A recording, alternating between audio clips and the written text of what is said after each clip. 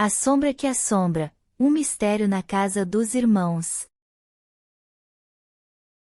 Numa noite, Marcelo estava dormindo sozinho no quarto de visitas. Acho que ele e o Daniel estavam brigados, não tenho certeza. Ele teve aquela sensação que você tem quando tem alguém te observando, então ele abriu os olhos e viu uma figura escura, parecida com uma sombra, se curvando sobre ele, olhando ele deitado na cama. Ele não falou qual foi a reação que ele teve na hora, mas dá para ter uma ideia. Ele encontrou a figura mais algumas vezes em várias ocasiões diferentes.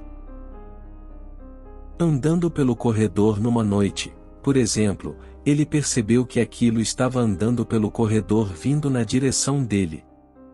Aconteceu tudo tão depressa e tão de repente que antes que ele pudesse fazer algo, aquilo atravessou ele e passou batido como se ele não estivesse lá. Ele falou que quando isso aconteceu ele ficou totalmente congelado, como se estivesse dentro de uma geladeira, e que os pelos do braço e da nuca dele se arrepiaram todos. O Daniel e o Marcelo, depois de um tempo, fizeram uma redecoração na casa, o que consistiu em aumentar a sala um pouco empurrado uma das paredes. Com isso eles acabaram aumentando o corredor também, que passava do lado dessa parede. Esse era o corredor que ia para os quartos e para o banheiro.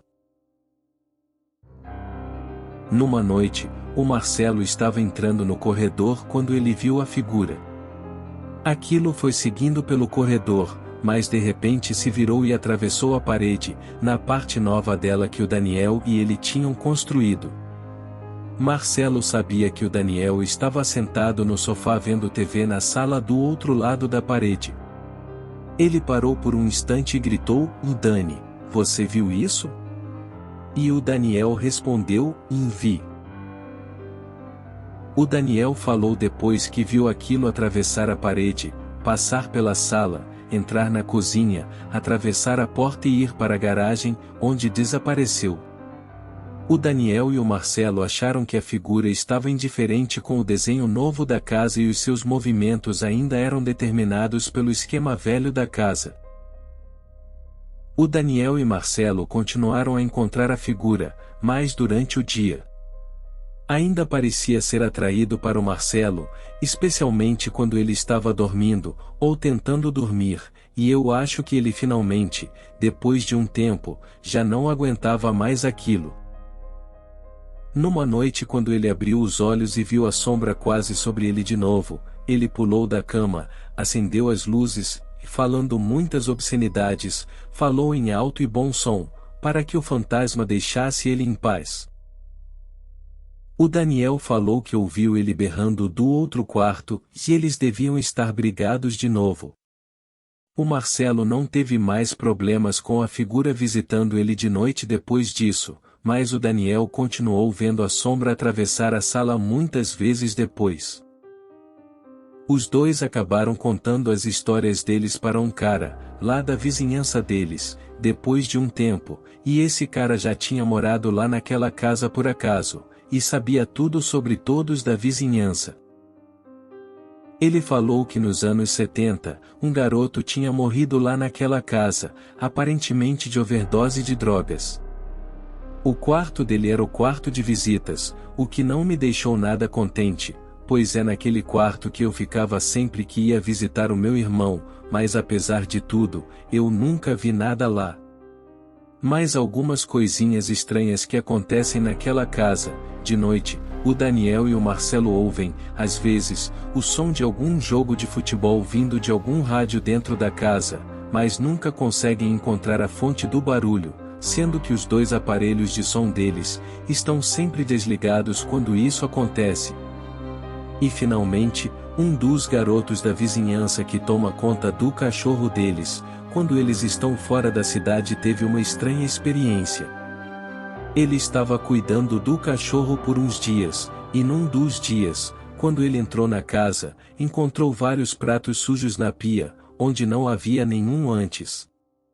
Sabendo que ninguém tinha estado na casa, ou pelo menos não deveria ter, ele ficou assustado e saiu correndo de lá. Quando o Daniel e o Marcelo chegaram no dia seguinte, não tinha nada na pia. Bem estranho isso. O Daniel e o Marcelo se mudaram daquela casa há alguns anos atrás e estão felizes da vida por não estar encontrando atividade paranormal nenhuma na casa nova.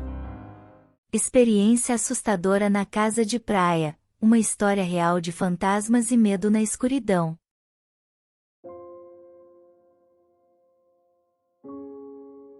Essa história que vou contar se passou com uma garota com quem eu trabalho. Não faz muito tempo que eu trabalho aqui, então eu não posso dizer que ela seja uma amiga, está mais para companheira de trabalho, mas ela é uma pessoa séria e realista e não acho que ela seja o tipo de pessoa que fica inventando histórias. Então eu acredito que essa história seja real. A família dela tem uma casa na praia que eles sempre vão no verão. Eu não cheguei a ver a casa, mas pelo que ela fala, parece ser uma casa antiga e em um lugar isolado, mas bem arrumadinha e bonita com apenas o necessário, mas perfeitamente utilizável, se você não se importar em passar um tempo sem alguns confortos do mundo moderno. Certa vez, ela e os seus pais dela tinham ido fechar a casa para o inverno, já que ninguém usa a casa nesse período do ano. Eles foram dar uma parada no jardim para a casa não parecer abandonada, trancar as portas e janelas direito para deixar tudo bem seguro e guardar as coisas lá dentro. Apenas os três estavam lá. Já era noite e enquanto o pai dela estava sentado lendo na mesa da cozinha, ela e a mãe dela estavam na garagem que serve de depósito no inverno. A garagem tinha uma porta que dava para a cozinha e ficava em um nível mais abaixo, então tinha uma escada para subir até a cozinha. A garagem tem uma lâmpada que fica no meio dela e o interruptor fica do lado da porta da cozinha.